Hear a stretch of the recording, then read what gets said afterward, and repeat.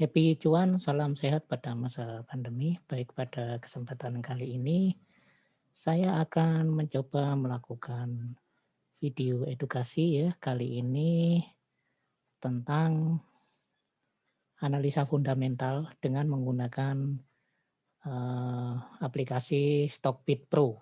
Jadi saya akan mencoba menganalisis sebuah emiten, kemudian nanti akan saya bandingkan dengan emiten yang sama pada sektor yang sama ya. Kemudian nanti kita akan screening manakah emiten yang kira-kira menjadi watchlist kita untuk kita lakukan ke dalam kelompok buy list yang kemudian nanti kita koleksi dalam jangka panjang. Baik, saya akan tayangkan aplikasi Stockbit ya. Nah, ini adalah aplikasi Stockbit yang sudah tertayang pada layar Bapak Ibu sekalian ya. Jadi seperti kita ketahui IHSG sudah turun lagi ya pada akhir minggu ini, dan ini sudah mulai terlihat dampak kecemasan dari masing-masing investor ya yang terjadi. Ini adalah fitur watchlist saya ya. Kemudian saya akan coba melakukan analisa secara sederhana ya, bagaimana kita bisa menilai fundamental dari suatu emiten dibandingkan dengan emiten yang lainnya dalam satu sektor ya. Nah, seperti kita ketahui Stockbit ini merupakan aplikasi yang sangat powerful ya, di mana di sini sangat lengkap sekali ya, tapi untuk mendapatkan yang fitur yang pro itu berbayar ya. Per bulannya bisa dicek sendiri di Stockbit Bapak Ibu dan Sobat Investor sekalian, berapa biaya bulanannya. Biaya 1 tahunan berapa, biaya per 3 bulanan atau 6 bulannya berapa. Khusus untuk nasabah dari Sinarmas itu gratis apabila equity-nya di minimal 5 juta ya. Jadi dapat gratis versi Pro yang lifetime. Ini sangat berguna sekali ya, tapi saya tidak ada endorse dari Sinarpas ataupun Stockbit ya, tetapi saya selalu menggunakan fitur ini untuk menganalisa saham suatu perusahaan ya, terutama fundamental. Ini juga ada technical dan ada bandarmologi, jadi sangat lengkap sekali ya di sini ya. Untuk Stockbit ini ada fitur stream, kemudian ada profile, ada watchlist, kemudian ada chat, ada Chartbit. Ini untuk menampilkan chart ya, chartnya dari investing.com, kemudian ada order book, kemudian ada screener, ada valuation. Kesempatan-kesempatan berikutnya saya akan jelaskan satu persatu ya fitur ini. Yang kali ini adalah analisa fundamental ya. Seperti salah satu contoh sektor infrastruktur ya sekarang ya, yang sangat sektor karya ya, BUMN karya yang sangat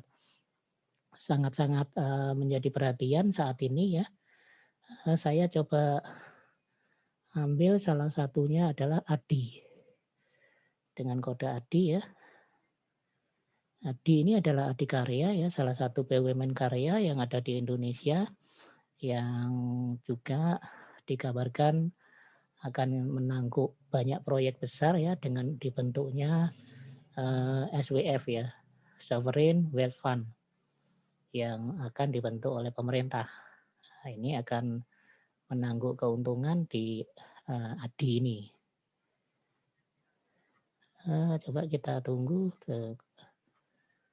Stockbit-nya terlalu cukup lama ya. Coba saya biasanya tidak lama seperti ini ataukah sedang dalam maintenance, masa maintenance.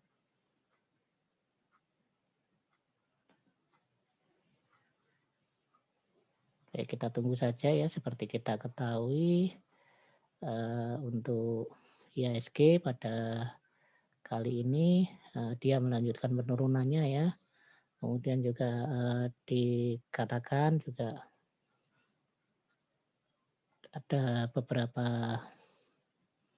beberapa yang menyebutkan bahwa coba saya wait, apakah masih menunggu juga wait. Ya, ada beberapa yang menyampaikan bahwa penurunan ini akan berlanjut ya sampai dengan tanggal 25 Februari ya. Jadi untuk minggu depan untuk IHSG diperkirakan juga masih akan berlanjut penurunannya. Saya exit terlebih dahulu. Ternyata ada masalah ya. Oke, saya masuk stock bid lagi. Ada kendala ini. Biasanya memang maintenance untuk hari Jumat dan Sabtu ya. Tapi coba saya coba lagi ya. Tahu bisa. Ya, sudah bisa. Saya share screen lagi. Ini ya, tampilan dari stock bid. Kemudian kita akan melakukan ini ya untuk adikarya. Tadi sudah saya sebutkan ya, adikarya. Saya masukkan di sini. Nah, ini adikarya. Dan nanti kita tunggu ya tampilannya.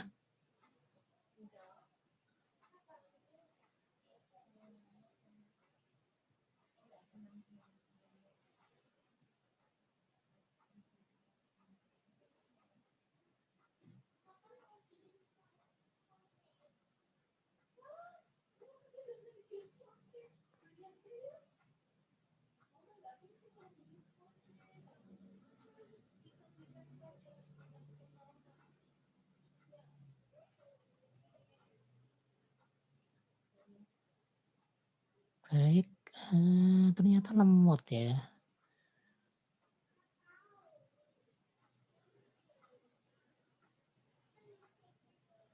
Iya, aduh ada kendala ini.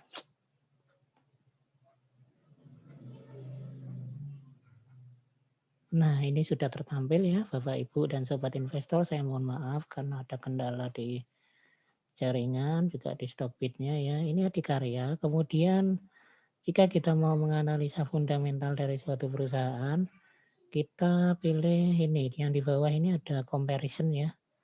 Kita pilih comparison, kita tunggu sampai dengan dia tayang ya. Nah, di sini akan tertampilkan komparisannya ya, jadi perbandingannya.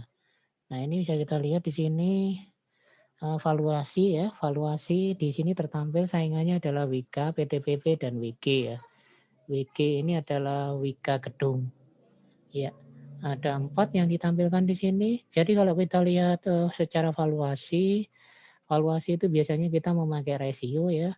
Ada PER, price and ring ratio ya. Ini ada annualized, ada TTM ya. Nah, bisa kita lihat di industrinya itu sendiri current price earning ratio-nya adalah 1,98. Kemudian untuk sektornya adalah 20,08. Nah, bisa kita lihat di sini PER untuk adikarya adalah 246. 246 ya. 51. Kemudian Wika adalah 241, kemudian PTPP adalah 292 dan WG 12,94. Jadi kalau kita lihat pernya yang paling tinggi adalah adikarya ya, dan yang paling rendah adalah WG. WG masih kategori dari pernya masih sangat under value ya, WG 12,92.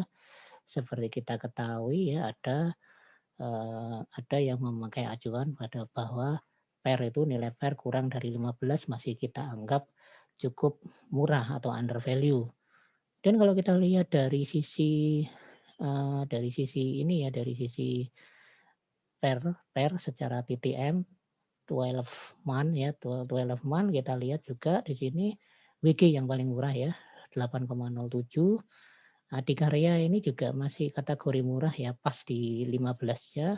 Wika sudah cukup mahal, kemudian PTPP paling mahal di sini.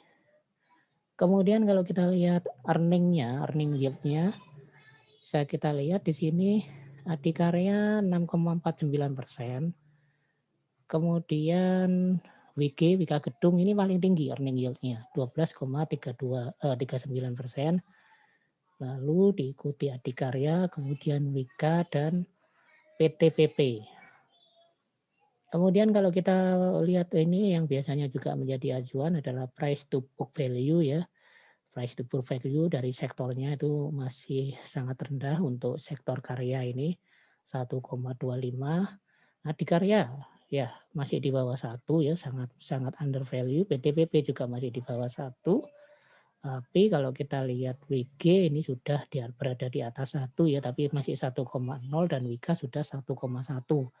Jadi yang paling murah di sini adalah Adikarya secara price to book value dan yang kedua adalah PTPP. Kemudian yang paling mahal di sini adalah Wika.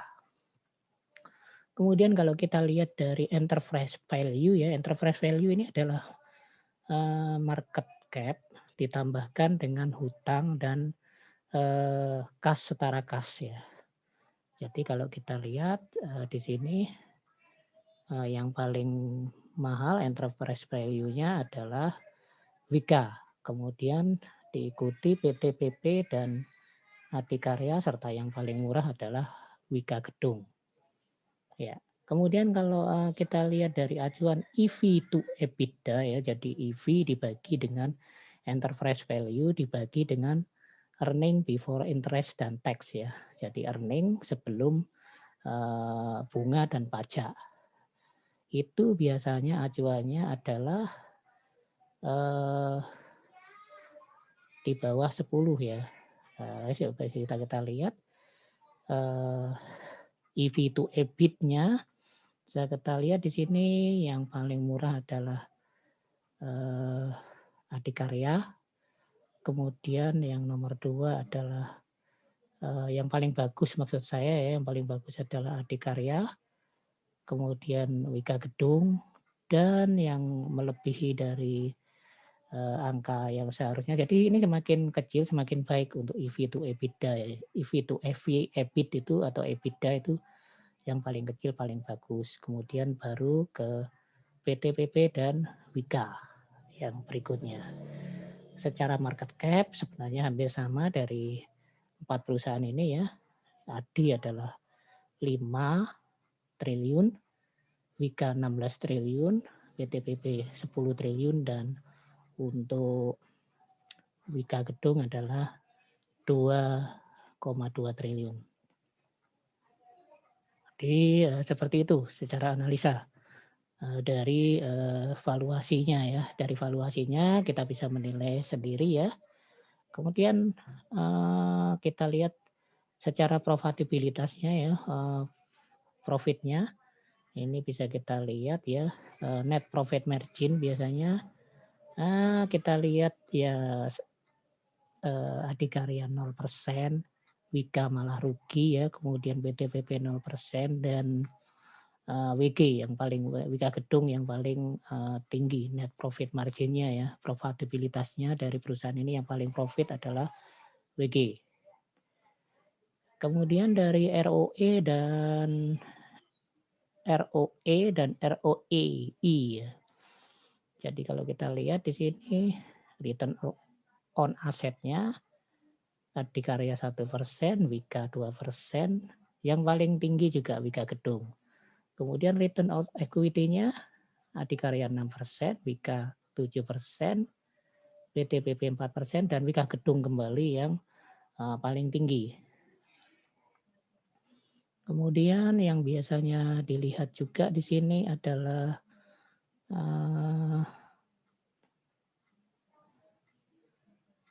yang kita lihat di sini adalah DER ya biasanya. Ini dari sisi hutangnya. Jadi kalau lebih dari 1 itu sudah kategori waspada. Kalau kita lihat di sini hutangnya yang paling besar adalah Adikarya ya 1,72%. Kemudian PTPP yang nomor 2 dan Wika yang nomor 3 serta yang paling kecil hutangnya adalah yang paling sehat adalah Wika Gedung, WG. Ya, itu bisa kita lihat ya dari total liabilitasnya ini. Ya, total liabilitasnya yang jelas ini sudah jelas ya, yang paling tinggi adalah Adikarya. kemudian nomor 2 adalah PTPP, kemudian Wika nomor 3, dan yang paling kecil adalah Wika Gedung. Kemudian yang kita lihat lainnya lagi adalah dividen. Nah, dividen yield-nya kalau kita lihat di sini hampir sama sebenarnya ya. Wika Gedung yang paling tinggi 5%, nomor 2 Wika 2,75%, kemudian PTVP dan Adikarya yang nomor 3. Jadi dari hal-hal ini kita bisa, nah ini kemudian yang berikutnya balance sheet, book value-nya ya, current book value per share-nya, ya kita bisa lihat yang paling tinggi adalah PTVP, kemudian nomor 2 adalah Adikarya, kemudian nomor 3 adalah Wika, dan paling kecil adalah Wika Gedung. Ya, kemudian kita lihat yang penting lagi adalah EPS ya, EPS-nya. Kalau kita lihat di sini EPS-nya semua minus ya, karena pengaruh dari COVID yang kemarin. Sehingga dari beberapa hal ini kita bisa menentukan mana yang kita bisa pilih ya. Saya hanya sekedar memberikan informasi, Bapak Ibu bisa memperingkat sendiri ya. Kalau pertimbangannya ada banyak faktor ya, sebaiknya kalau analisa fundamental memang ada beberapa faktor yang kita analisa. Kemudian nanti kita scoring ya. Scoring peringkat pertama skornya berapa, misalnya karena ada 4, peringkat pertama skornya 4, kemudian peringkat kedua skornya 2, peringkat ketiga skornya 1, dan peringkat keempat skornya 0. Jadi nanti kalau ada beberapa acuan yang kita lihat di situ, misalnya NPM ini bisa jadi acuan, kita peringkatkan, kemudian ROE kita peringkatkan, ROI kita peringkatkan ya, kemudian juga ini tadi yang di atasnya pernya mana yang masih di bawah 15, itu berarti peringkat pertama ya. Ini ada 2, ini peringkat pertama WG, peringkat keduanya Adikarya secara per, kemudian secara PVV ya. Kalau di bawah 1 berarti skornya nomor 1, ada 2 di sini. Yang paling murah adalah Adikarya berarti secara PVV dan PTPP. Nanti scoring juga seperti itu ya. Kemudian biasanya adalah EV to EBIT ya ini. EV to EBIT paling kecil adalah yang paling bagus. Nah, seperti itu nanti Bapak Ibu scoring sendiri. Sengaja saya memang tidak buat scoringnya biar Bapak Ibu memutuskan sendiri mana yang nanti peringkatnya paling tinggi, ya kita pilih sektor itu ya yang kita pilih, emiten itu yang kita pilih sebagai watchlist kita. Yang skornya paling tinggi dari beberapa aspek tadi. Ya, termasuk juga yang di bawah adalah DER tadi ya, DER. Biasanya yang lainnya yang dilihat adalah DER dan dividend yield-nya. Demikian yang bisa saya sampaikan informasi ini secara singkat ya dengan menggunakan dengan menggunakan Stockbit Pro ya. Ini sudah saya buka semua datanya sehingga kalau Bapak Ibu yang perlu data-data bisa mengcapture ya pada bagian-bagian tadi kemudian di scoring sendiri sehingga bisa menentukan secara fundamental yang paling masih murah untuk dari sektor karya ini adalah ini itu. Jadi seperti itu. Semoga bermanfaat. Happy cuan, salam sehat pada masa pandemi.